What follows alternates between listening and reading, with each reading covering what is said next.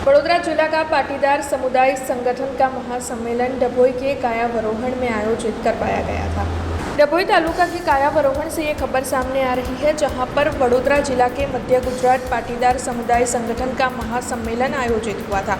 दरअसल ये जो सम्मेलन है वो कल्पेश भाई पटेल की अगुवाई में आयोजित हुआ था।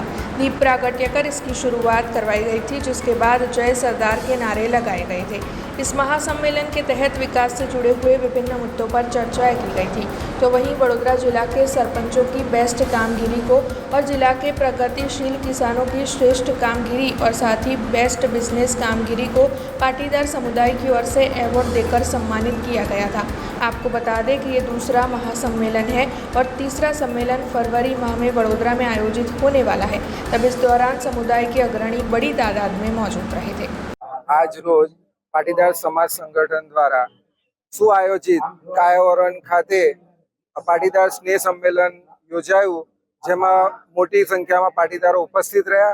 दीप प्रागट्य करी साथे साथे श्रेष्ठ खेडूत, श्रेष्ठ दाता, श्रेष्ठ दाताओ श्रीनो भी अहीं आगळ अभिवादन करवामां आव्युं अने आ पाटीदार समाज एक थाय अने आगळ वधे अने नवी ऊंचाई, नवी दिशा पर आगळ वधे एने लईने आज संकल्प करवामां आव्यो अने पाटीदार समाज आवनार समयमां एक थशे एवुं आज पाटीदार मित्रोए पण अमने वचन आपेलुं छे।